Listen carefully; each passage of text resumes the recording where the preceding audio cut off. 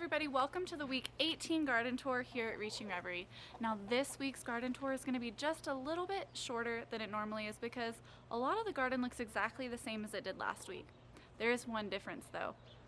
You're just going to have to see it to believe it. Come on, let's go take a look. Alright guys, so as we head into this garden, you're going to be in for just maybe a tiny shock. My tomatillos and my ground cherries are gone. So I decided that it was time to go ahead and start my fall garden. But the good news is half of our summer garden is still there. So if you want to see how I prepared this garden bed for my fall crops, you can go ahead and check out that video I just posted yesterday. Otherwise, let's take a look at what we have going on here. So the only thing left in this garden bed that I didn't pull out is this last lonely marigold right here. He's still flowering. Now I have this area kind of separated into two rows.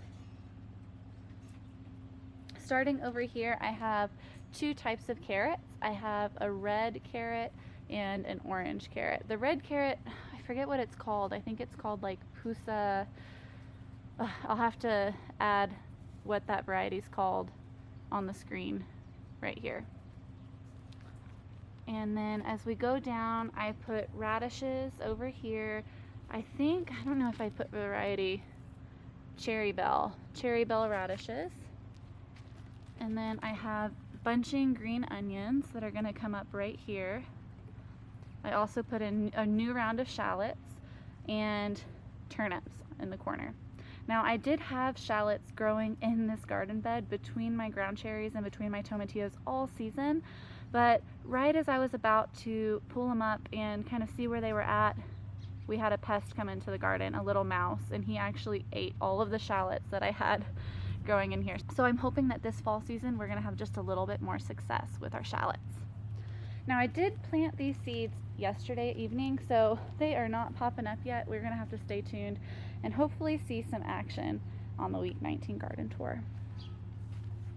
As we come to the other side of this row, we have kale that I planted in this corner. I did blue Scotch kale. And then as we come just a little bit farther down, I have in this section early purple sprouting broccoli. And then I have cauliflower. I believe I planted Winter Dream. And then chard, it was the rainbow Swiss chard. We have some lettuce. Let me see what variety. Grand Rapids. It's a green lettuce that goes right here. And what I did with the lettuce is I dug in like a little trench about 1/2 inch deep, and then I did what's called a multiple sow, where I just sprinkled the seeds all down the row, and they're going to grow up not as heads of lettuce, but basically as like, I don't know, like, I don't want to say microgreens, but it's going to be, I'm going to harvest them earlier, so it's going to produce more and be a little more sustainable, where you just pull off the end leaves as it starts crowding each other. And then as we go down, we have spinach right here. And then we have another lettuce. I believe it was mescalune. Tell me how to pronounce that, you guys. And then as we continue on, I have garnet rose, which is a red romaine. And I did that again where I did the little trench and multiple sowed. And then in the corner, I have sage, which is an herb, and pansies, pollinating flower. So that is the first half of my fall garden. I'm going to plant this second half after my summer garden over here is gone, and I'm not planning on pulling out any of these crops until they either start struggling from disease or if a frost comes and kills them. So we are going to have a very late start on this side to the fall, when this is probably going to be the winter garden. Now our winters out here in West Texas don't get very cold. We'll get snow maybe once every 2 or 3 years, and other than that it does get below freezing every now and then, but a lot of these plants like the brassicas, the kale, they should be able to withstand the cooler temperatures. So I'm hoping that this fall garden is actually going to provide us with food all the way through until the springtime. In this area, I have my albino bell peppers, which are just doing absolutely wonderfully. I have so many little peppers on this plant, a few more peppers back in there, and I have 4 bell pepper plants in this area total. My opal purple basil is kind of coming back a little bit. We've had some cooler temperatures this week and it has bounced right back. I thought I was going to have to pull this one out when I pulled out the nasturtiums a couple weeks ago, but I decided to let him hang in there for a little bit and I'm glad I did. We can keep harvesting basil for now. Tomatoes are doing absolutely lovely as ever. Check that out. They're still flowering.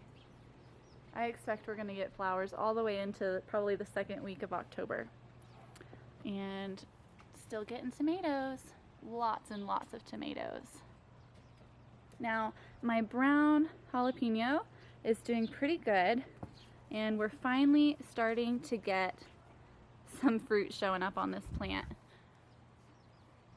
which makes me very happy. It's been a long wait on these brown jalapenos.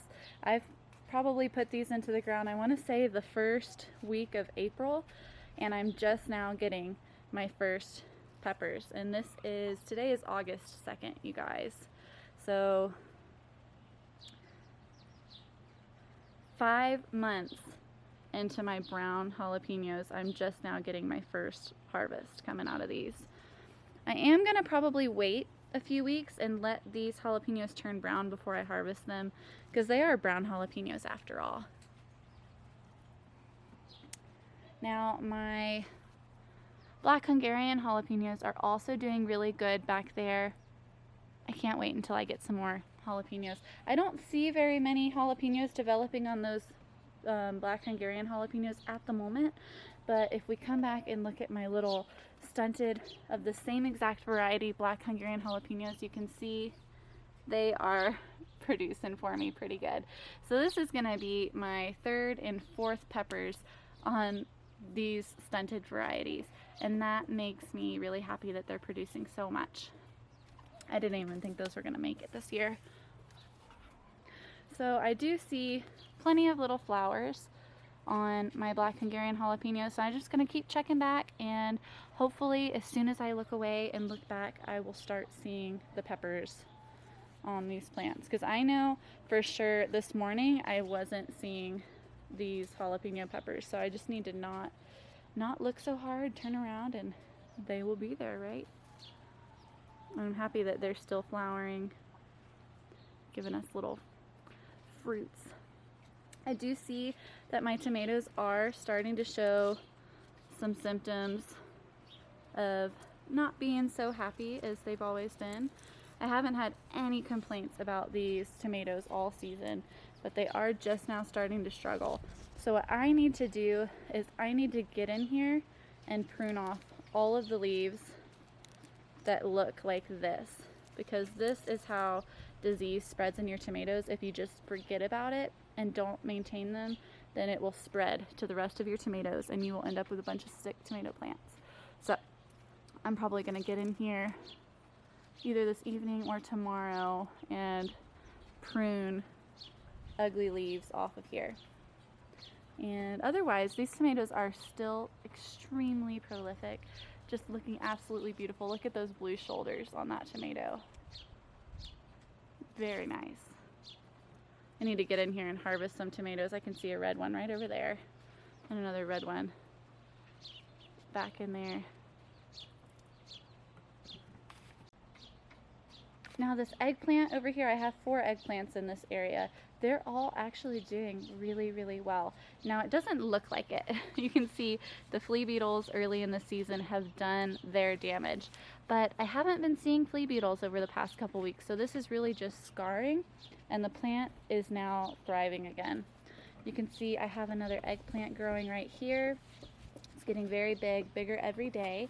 And then I also have some beautiful purple flowers starting to come on some of my other eggplants. So that means that we are in for some Listada de Gandia in our near future. Now I told you guys that this week was going to be just a little bit shorter video, and that's because the summer garden is doing so well, and it's a lot the same as last week, the week 17 garden tour.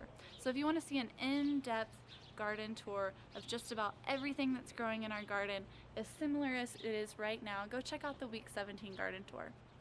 This garden makes me so happy. And that back bed, I mean, we have eggplant growing, we have jalapenos, tomatoes, bell peppers. I couldn't be happier. And I have my fall garden started.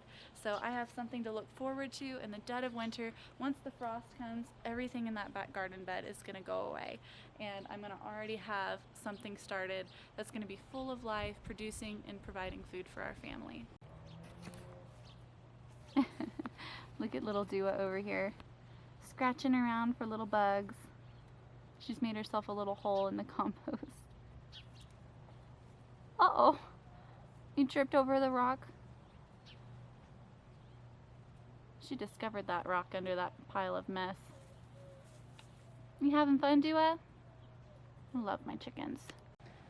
We're always finding creative ways on our homestead to keep our chickens cool in this desert summer heat. And this was just one other way. I've tried to provide like little areas where they can get in the water. Like I figured they'd be stepping in that little tub over there to stay cool, but they don't. But I did realize that they were always stepping in this dustpan after the rain. So what I started doing on really hot days is I fill up the base of this with water, and then they walk in and get their feet wet, and it helps them cool down. They also splash a lot of the water out, so I have to fill this up a few times a day. But I have found that it really helps the chickens stay cool in the heat. Obviously, we still have plenty of water for them in several locations, and we do everything else that we've said in the how to keep chickens cool in the hot weather video. We're still wetting the ground, giving them cool treats, keeping their coop clean, you know, things like that. Let me see if we have any eggs today. Hey girls, y'all enjoying your supper? Yeah.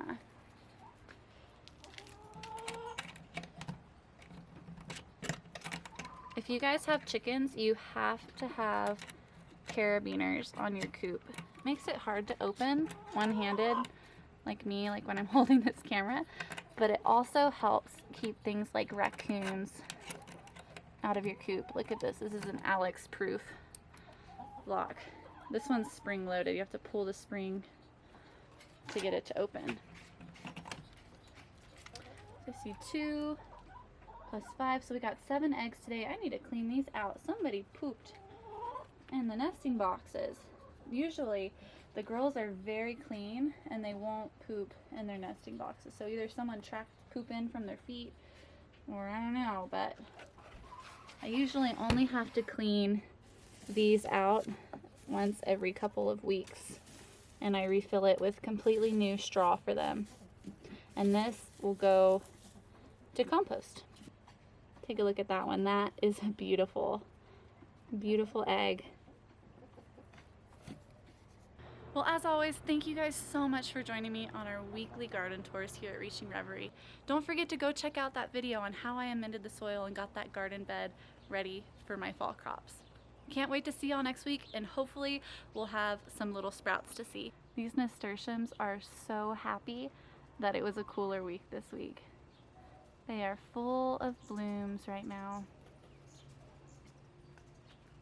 I wish this color would translate well through the camera. It's a beautiful shade of orange, and I just feel like it doesn't do it justice through the camera lens.